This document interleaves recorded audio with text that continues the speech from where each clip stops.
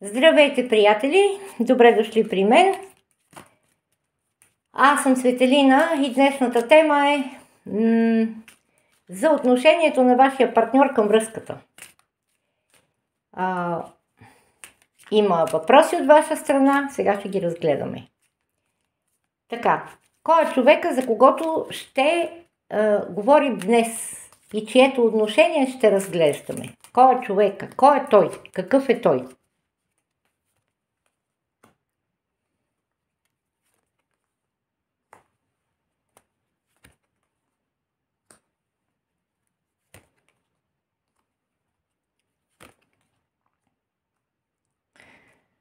Човек, който има собствен свят, ето го, той излезе пръв.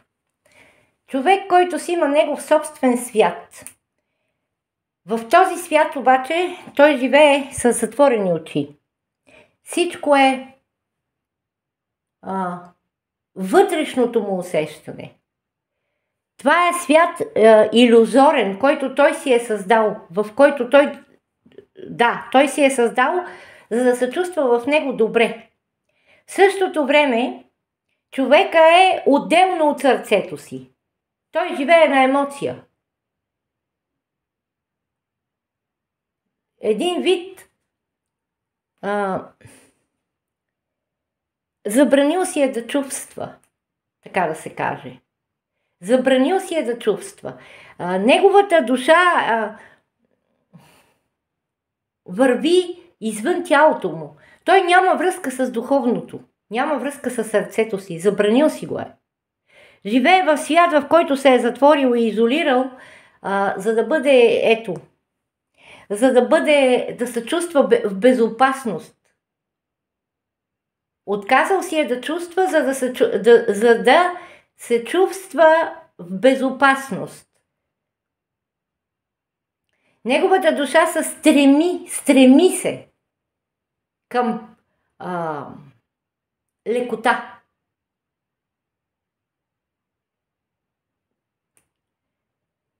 Той обича уюта, обича положителните емоции, обича да се е обградил с хора, които могат да му доставят удоволствие, радост. Но тук става дума само и единствено за емоция. Чувствата не са неговата сила. Той си го е забранил. Сърцето му е извън него един вид. Той не че е извън него, ми той не иска връзка с сърцето, не иска да чувства. В неговия свят да чувстваш означава да си застрашен от нещо. Чувам, че за него чувствата са слабост. Така че, какво има в неговия свят? Питам какво има в неговия свят и вижте какво ми излиза. Вътрешни борби. Искам и това, и другото, и другото, и другото. Обаче те не се връзват едно с друго. Значи, какво означава това? Той иска тази радост, вечните емоции, вечно да му е добре. Крал чаши е човек, който обича да го величаят, да го хвалят, да го коткат, да го милват, да му казват колко е важен и велик. Да, наистина, но той като е чаши, той е емоции. Той обича емоцията, но вътрешният му свят е заключен и той не го разкрива. Не иска. Ето го, той вътре в неговия свят си е сам. Не се открива. И какво иска? Иска радост и щастие, обаче той не може да се почувства удовлетворен, защото той отвътре е заключен. Вижте, той живее отделно от сърцето си, в емоция. Не чувства. Повърхностно ми се струва това. Не ми се струва, ми се казва. Живее повърхностно, на емоция. Да има, ще се изкажа в жаргон, да има купон и не е важно да чувствам. Без да влагам нищо. Аз съм закрит. Защото да се разкриеш е опасно. И външният свят е опасен за мен. Така че или има радост, или се затваря в себе си и се отделя от сърцето си. Странно обяснение ви дадах, ама искам да съм максимално точна. И ето го отвътре. 5 варианта тук на картата са показали. Дали неговите са 2, 3, 5, 10, аз не знам. Отвътре е борба. Хем иска да му е хубаво, хем не иска нищо да открие от себе си. И понеже когато не правиш нещата със сърце, от сърце, ти оставаш вечно неудовлетворен. Вечно си неудовлетворен, ако не правиш нещата от сърце. Затова отвътре му ври и му кипи. Неспокоен човек. И така. Сега. Как вижда той вашата връзка? Как вижда той вашите отношения?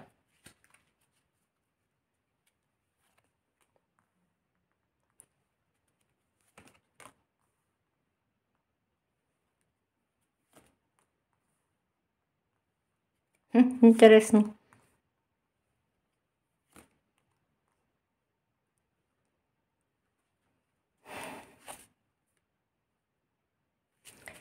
Как ги вижда?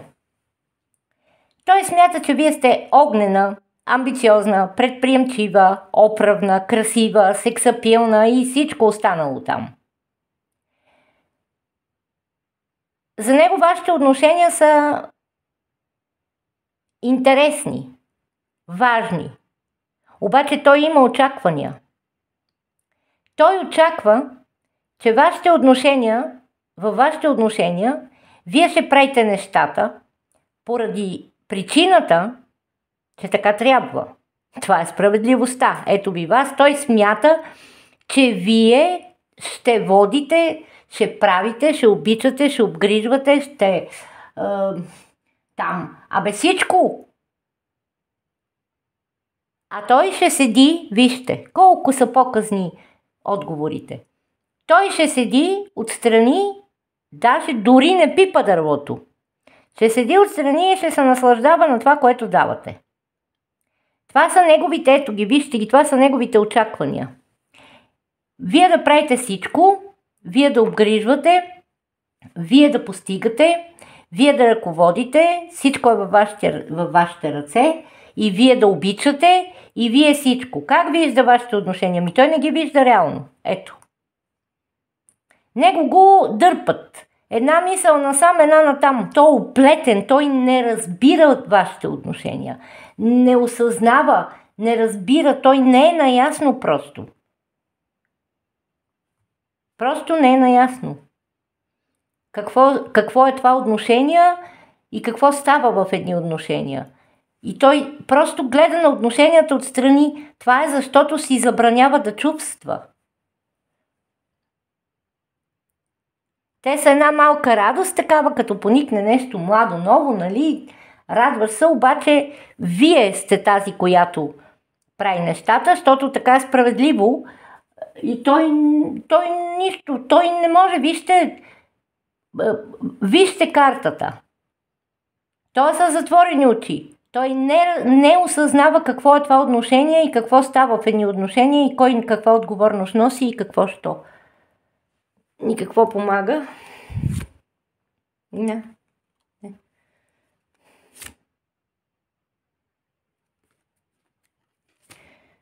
Той какво помага? Той смята, че вашите отношения. Да. Да, тази карта 5 пъти излезе. Какво смята? Той не знае как и какво се прави в едни отношения. Той не знае как се развиват отношения, не знае каква е неговата роля, не знае какво да предприеме. Просто не знае. Ето, вижте, той се чувства безсилен. Толкова безсилен и толкова объркан, че ключа от вратата е пред очите му, обаче той така се отчаял, защото си върза очите. Не иска да осъзнае и да види истината и реалността, че не го вижда. И седи в отчаяние, във вътрешния си свят, объркан, нещастен, отвътре му се ще да живее щастливо, обаче отвътре, да, му се ще. Обаче не го прави, защото той не разбира какво е това отношение и не осъзнава или умишлено не иска да чувства. И не може да разбере, че без чувства не може да стане тази връзка нормална. Че не е нормално.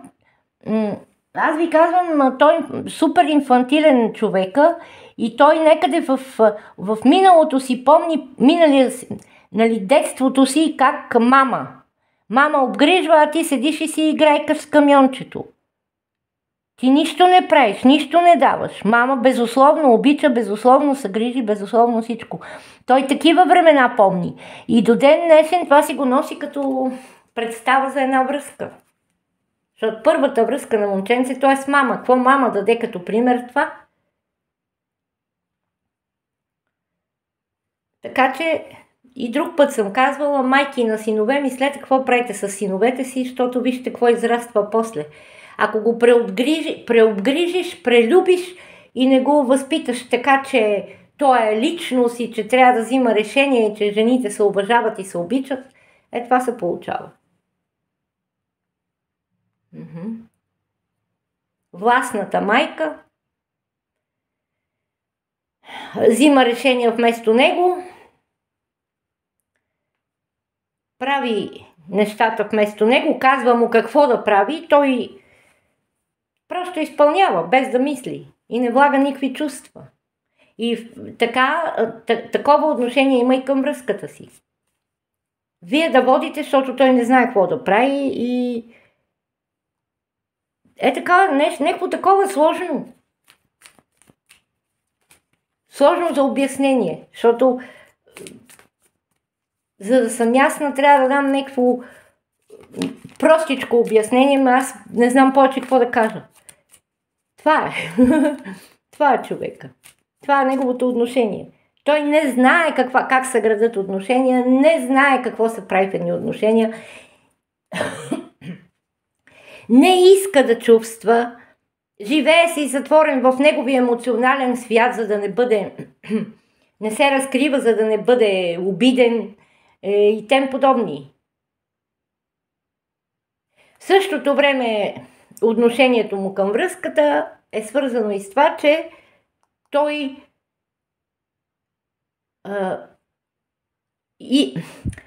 има представа, че той води, ръководи и че може да прави всичко, каквото поиска и както поиска и да постига. Ама той не знае какво да прави. Там е работата. И затова това се явява като манипулация. А мага той е мощен, силен, обаче той винаги е студент в историята на Таро. Той е ученик и амбициозен ученик. Ама като не знаеш какво да правиш и как да го правиш, какво да направиш, то всичко е много объркано. Та и аз се оплетах в обясненията с този човек. И така, това е отношението му към връзката. Отношението му към вас. Какво е отношението му към вас?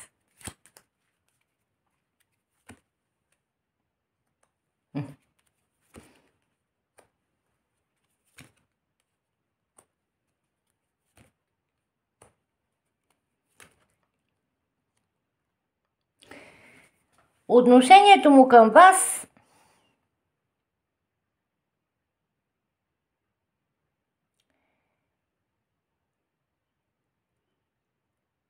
какво да ви кажа?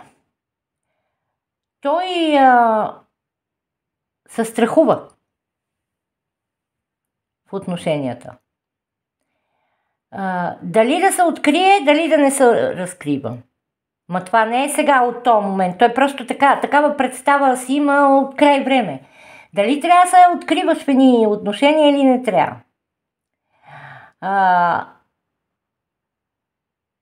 отношението му към вас, той смята, че... Я да видя тук малко пояснение. Той не знае. Значи, той иска любов. Обаче не знае как... Да, обаче не може... Обаче не... Отношението му към вас е такова. Той иска любов, иска положителни емоции, иска удоволствие от връзката. Обаче той има страхове. И тая сила и мощ, които излъчвате вие, него го стопират. И той е двойствен. Той сега не знае. Трябва ли да покаже сила или трябва да седи мирно? Трябва ли нещо да прави? И ако трябва да прави нещо, какво да е това нещо? Много интересна работа. Я чакай да взема помощ аз. Днеска сложен разклад ми се пада. Доста тежък. Добре, какво е отношението му към вас, на този човек? Да, не знае какво да прави. Не знае. Не знае какво да прави човека. Той е огън. Огнен. Тича, постига, прави, работи, гони цели, гони интереси. Обаче той вътрешно единак. Постоянно търси. И вие дори да му давате някаква топлина там, той кара на страст, той не включва сърцето. Вътрешно е единак и самотен. И постига цели и си кътка постиженията. И смята, без да ги свързва с сърцето, много повтарям. Той емоционално не се чувства добре. Той иска да бъде в положителни емоции, щастлив и доволен и да е весело и приятно, ама кара на страст. Той като не дава чувства от себе си, той не може да получи удовлетворение. Някакъв много странен човек, той е много бъркан този човек. Вътрешно той се чувства празен, изтощен и изхабен. И това е просто, защото си забранява да чувства. Постоянно търси и като не намира тия емоции, които му са му необходими, за да е щастлив, за да бъде пълен, той трябва да даде от себе си, отсреща като му се даде, става енергообмен и се получават нещата. Ама той като не дава нищо от себе си и се е заключил, той не може да приеме това, което му давате. Със сърцето си. Поради тази причина се отдава на материални интереси. Гони лични интереси, кариери, работи там. Или пък мога да го свържа това, въпреки че е материя, с ценните за него неща. Купон удоволствие, задоволен там, удовлетворен от постижения или от каквото там. Той има нужда да се чувства жив, ама да се чувства жив така, че да му пада от някъде тази живина. Той самия не е удовлетворен.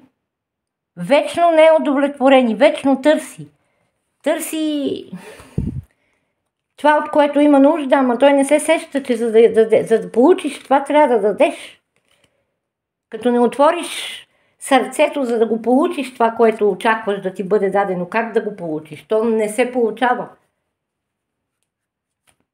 И вие като давате в такива връзки любов, безусловна, и се отдавате без да искате да ви се дава на вас, просто се отдавате така, защото сте добри и любящи и вие го пренатоварвате с тази ваша любов и той хуква или бяга от вас, или се затваря още повече, или си лови друга, за да даде тая енергия, която вие сте му дали да я даде някъде, иначе ще гръмне от тая любов. Тя му идва в повече, защото той е заключен отпред при сърцето.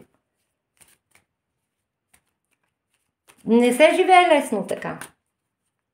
Това е трудно да живееш така и на този човек не му е лесно, ама пусто его не дава да... И страхове. Страхове и его не дават. Не дават да се разкрива. Това, че е двойствен, какво означава? Може като е до вас и ви прегърне да се разтапя и да каже не мога без тебе, а обаче утре отново ще е затворен, студен и безчувствен. Ей, такива неща.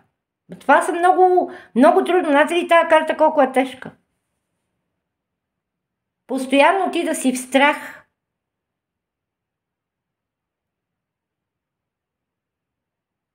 Това не е лесна работа.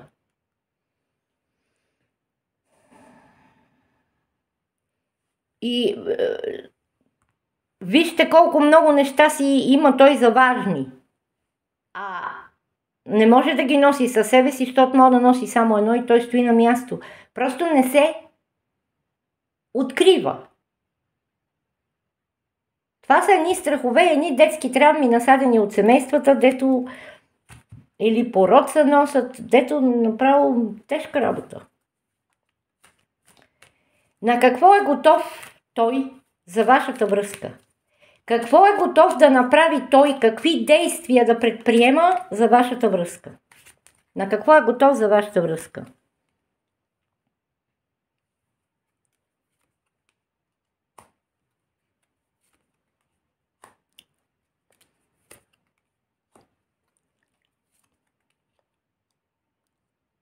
Хората, човек се чувства самотен.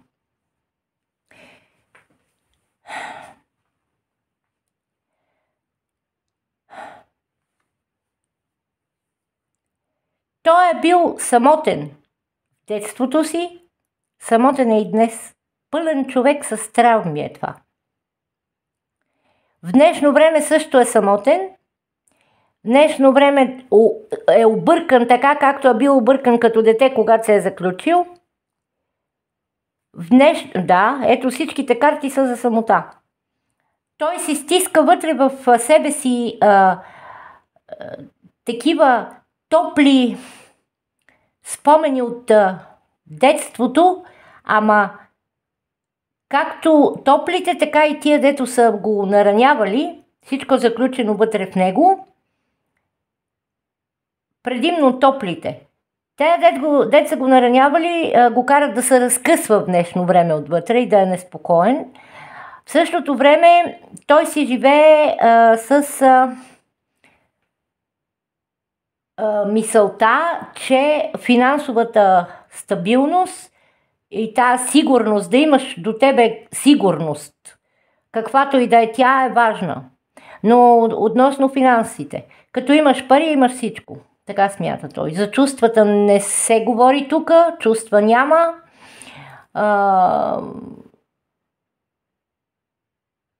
Той се чувства самотен. Така както казвам, повтарям, така както си се е бил заключил в детството, до ден днешен си живее по този начин, вълк единак, който смята, че като има пари, всичко му е наред. Другото не е важно. В същото време няма покой. В същото време дълбоко в себе си стиска неща от миналото, каквито и да са те.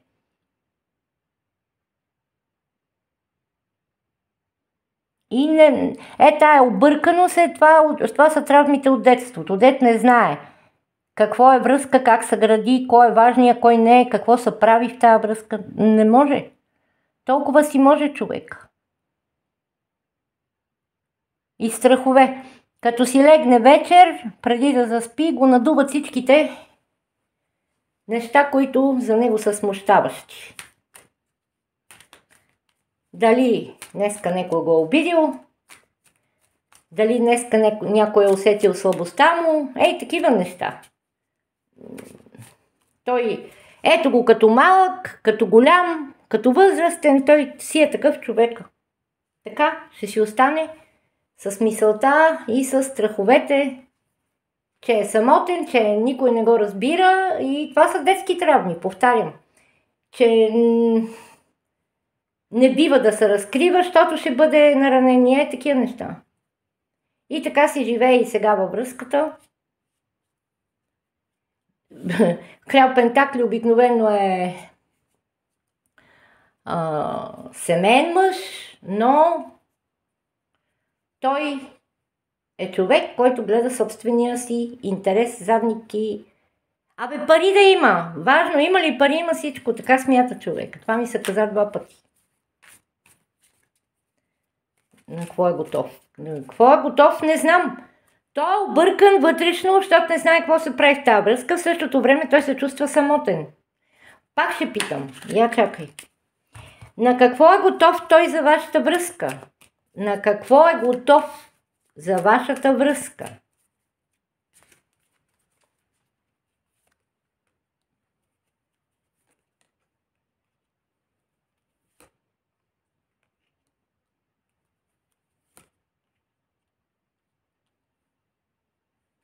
На какво е готов? Той има страх, този човек. Той го е страх от вас. Вие сте силна, мощна, оправна, красавица неква. От вас излиза огън.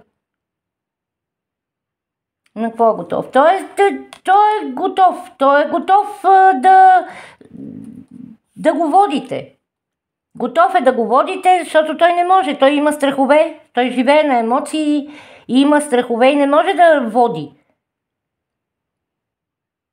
Иначе е готов да се наслаждава на това, което силната, красива жена му дава. Готов е да се наслаждава на изобилието и на вашата енергия, на вашата сила, на вашата грижа. Готов е да се наслаждава, не е отговор това за мен. На какво? На какви действия той е готов за вашата връзка? На никакви. Той не знае какво се прави. Ето. За него... Боже. На никакви. Той просто не може да се движи, защото се чувства безсилен. Той не вижда какво се прави в тази връзка. Вие седите и очаквате от него, ма той вътрешно е празен. Той живее на страст. Да се случва нещо, да става движение, да се тича некъде, да се прави нещо. Такива неща може той. Обаче чувства няма, той е празен. Не си го позволява и не знае какво да прави. Той се чувства, отново без емоция. Вътрешно е празен. Неразбран, неудовлетворен, необичан, не всичко не. Абсолютно на какво е готов? На страст. На секс е готов.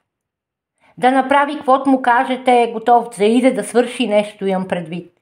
Ма до тука. За емоции и дума да не става. За чувства, за такива работи и дума да не става. Той мисли какво и как, ама не може нищо. Като не дава нищо, той не може да усети удоволствието на даването и получаването. Той си е забранил чувствата този човек. Това е. На какво е готов? Вижте сили, 5 пъти ми обясниха, че той не знае какво да прави, обаче аз си питам. Защото си го е забранил. Какъв е неговия проблем в тази връзка? Какъв проблем вижда той във вашата връзка? Какъв е проблема според него във вашата връзка? Ето отново. Страсти.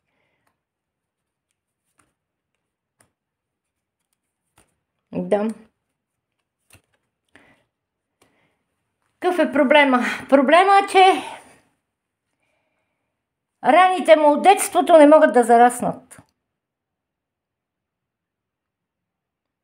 Проблема му е, че живее на страст. Проблема му е, че не се чувства силен. Проблема му е, че му е апатия, че му е празно, че се чувства неразбран, че му липсва любов. Той се чувства недолюбен. Той човек. Никой не го обича. Никой не го разбира. В същото време с този пламък, който държи в ръката си, той се защитава. Едно, че прави каквото иска, нали, за да си чеше сам егото. Едно, че се защитава. Но той е ранен човек. Как вижда връзката ви? Той е наранен, той не е... Във вашата връзка е неразбран. Не е разбран. Това е.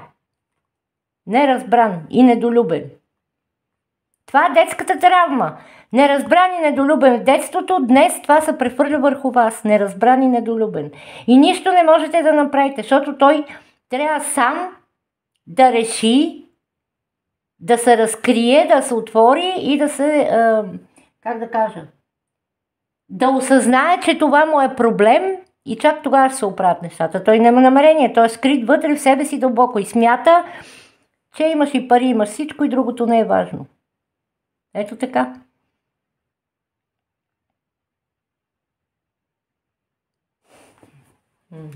Тежка работа. Те затова се разпадат връзките. Човек, дет си смята, че си е самотен вечно, за него не е проблем, че връзката се разпадне. Защото в смисъл, да, при разпадането на връзката, такъв човек си казва, аз си знаех. И точка. Приключено за него. Па вие си страдайте, правете си сметките. Какъв му е проблема? Проблема му е, че се чувства недолюбен, неразбран, необичан и това е. Иска всичко и го иска сега и се защитава и се отбранява, обаче в същото време е недолюбен. И му е скука. И аз не знам какво друго да кажа, наистина. Аз се обърках с този разклад. Това му е проблема, че е недолюбен. Добре. От какво е готов да се откаже? Питате. Той от нищо няма да се отказва. Всичко, което смята той за важно, за да се чувства спокоен, що годе, си е неговото. С вас, без вас, с друга, без друга, с майка си, с приятел, с роднина, с колега, той си е той. Той си е такъв, без значение с кой е. Не, че сте вие, не, че не сте, това не е лично. Той си е затворен в себе си, заключен и точка по въпроса. От какво да се отказва? Той не може да се откаже от нищо, той си го стиска и има си неща, дето си ги верва той. Че ако не се разкриеш, не може никой да те обиди, че не трябва да чувстваш, защото тогава ще те наранат и това е. Това си и неговото разбиране и така си живее. И това не е лично към вас, просто това си и негово убеждение, негов принцип и никой... Той не иска да го прекрачва и никой не може да го разубеди. Тук отново ще дам оня пример. Има ли пари, има всичко. Каква е любов, бе? С какви глупости говориш? Нещо от този род са неговите представи. Ще взема още един път да питам как вижда той вашата връзка? Не. Колко е ценна за него, какво е за него вашата връзка? Какво и колко е ценна за него вашата връзка? Не, какво да ви казвам? Колко е ценна? Той е материален човек. Той е материален човек, който обича материалната страна на живота. Емоционалната му куца няма емоции. Пари. Вие давате домашната стабилност, домашната сигурност, тая домашната, точно домашната и пари и това е. Той емоционално абсолютно пуст човек, пуст. Колко е ценна за вас, за него вашата връзка? За него всичко е материя, а вие давате сигурност и спокойствие и поради тази причина това е материална, той е с вас, нали, това е материалната страна. Изпран, изгладен, сготвено, подкрепа, свършена работа, организирани семейни дела, платени сметки, взети решения, всичко уредено, ето тази сигурност. А не онази, дето обичаш отвътре. Отвътре няма нищо. Празно. Той се чувства празен, опустошен и тем подобно. И още един път. Висши сили, моля, помогнете. Какво означава за него тази връзка? Какво означава за него връзката?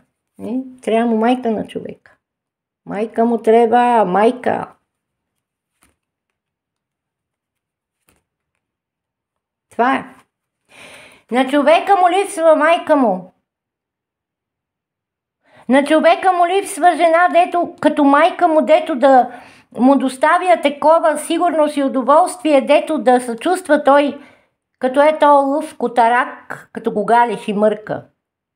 Сигурност му трябва, силна жена, която да му дава, да ръководи и да му дава това, от което има нужда той. Ето го малкото момченце, дето в детството си е забранило чувствата.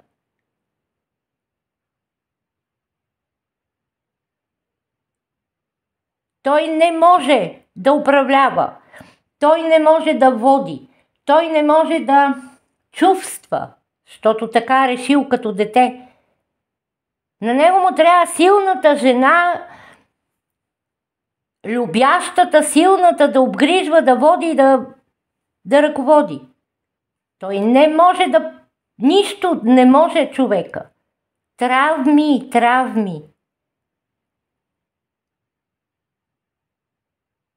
Иска майка. И силна жена, евентуално, която да води. Да му казва какво да прави. Ама за чувства тук не говориме. За чувства не се говори.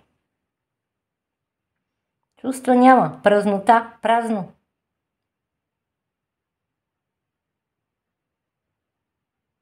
Русалката тук се опитва да му подаде чашка с чувства и светлинка да му даде, обаче той не. Той си стиснал ръчичките пред сърчицето, затворил се, гледа в земята и не. Ранено дете. Ранено дете, което живее в тяло на възрастен мъж, което се отбранява по всекакъв начин, обикновено с агресия се отбраняват. Или с грубост, такива работи. Или пък, ако е прекалено кротък човека, пък мълчат. Така. Това е.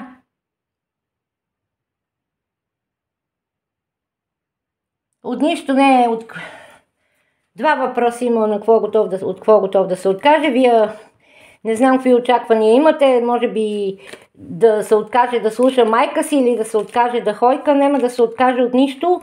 Той си има собствена представа за нещата и си живее затворен и заключен и където и да се намира и с когото и да е, той ще си живее така. От него от какво да се отказва, защото той от какво да се откаже, като той така или иначе се чувства празен и опустошен и вечно търси големото щастие. Така че за него нещата стоят така. Той влиза в една връзка, обаче не намира това, което му е необходимо, защото да ви кажа честно, и той не знае точно какво е. И излиза от тази връзка и отива в друга. И за него това няма значение. След като вие, жената, от която е напуснал, за да иде да търси някъде друга да е щастието, което тук не е намерил, няма значение. Той не е получил това, от което има нужда и тая връзка, тая жена, тия деца, всичкото това повече няма значение. Отива на друго място, но той отива там също заключен и празен. И там не получава нищо. Отива на друго място и там не получава и така тече неговия живот. И така оставя зад гърба си разбити сърца и после си плаща. Какво трябва да знаят нашите хора, които гледат и се намират в такава ситуация за този човек? Какво трябва да знаят нашите хора за този човек? И е важно в този момент да го знаят. Какво е то?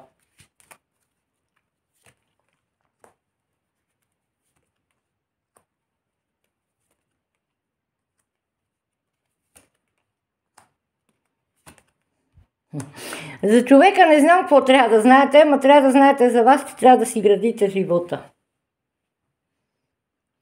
Винаги можете да започнете от начало. Винаги можете да построите живота си. Винаги може да получите изцеление, като решите. Всичко има начало и край. Започнете от начало. Постройте живота си. А какво трябва да знаят те за този човек? За техния партньор? Там вратата е заключена. Там нищо не се развива. Затова връзката ще търпи промяна. Вие просто трябва да изберете вашия път и да спрете да си мислите, че нещата тук ще си станат от само себе си и всичко ще се нареди. При вас ще дойде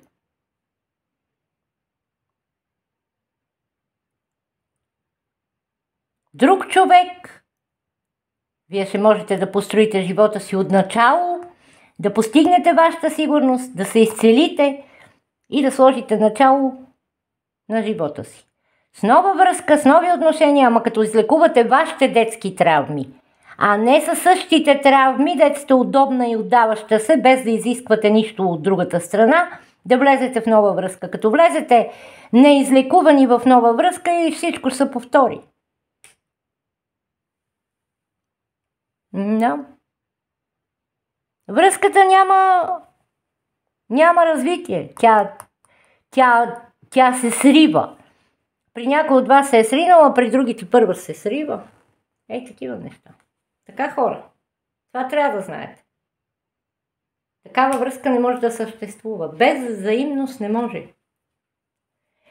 Добре, дайте вашето послание за нашите хора, висши сили.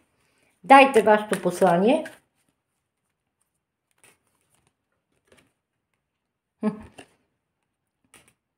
Не стойте в илюзии и внушения. Не воювайте със собствената си интуиция. Прекрасното семейство и прекрасният мъж са в бъдещето. Не стойте в война със себе си. Да седите, да търпите и да чакате нещо да се оправи.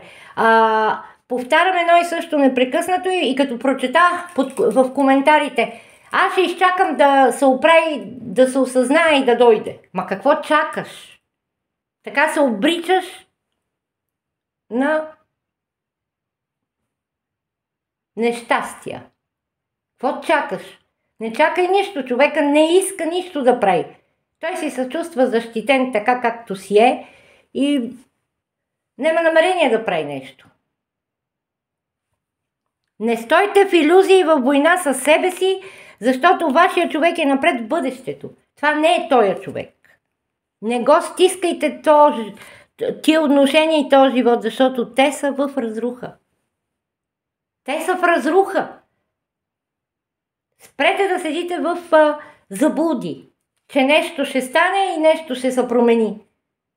Вие имате право да бъдете щастливи и да получите това, за което мечтаете. Прекрасното семейство. За тази цел вървете напред в бъдещето. Вървете, живейте. И престанете да седите и да чакате от малко детенце с травми, които отказва да лекува и да осъзнава, да бъде мъжа до вас. Щастливата връзка, щастливото стабилно семейство, щастието и деца, за който там, кой каквото му е писано, му е дадено. И стабилният мъж, който да управлява със здрава ръка и да ви бъде подкрепа, са напред в бъдещето. Просто вървете. Продължете да живеете и не се дръжте за нещо.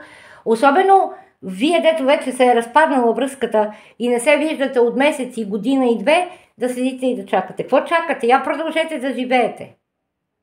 За да може да стигнете там. Това е. Това е, приятели, тежък разклад. Надникнахме в душата на човека. Където и да надничаме, каквото и да правиме, това е положението. При тези от вас, които връзката е в такова положение и състояние, просто осъзнайте най-накрая и разберете, че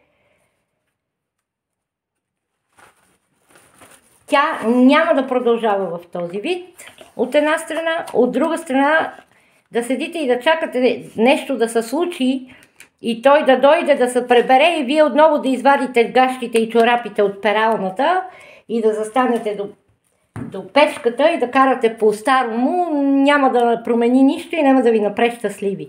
Осъзнайте го, взимайте се в ръце и си живейте живота. Това е вашия живот. Научете се да живеете вашия живот, не живота на другите.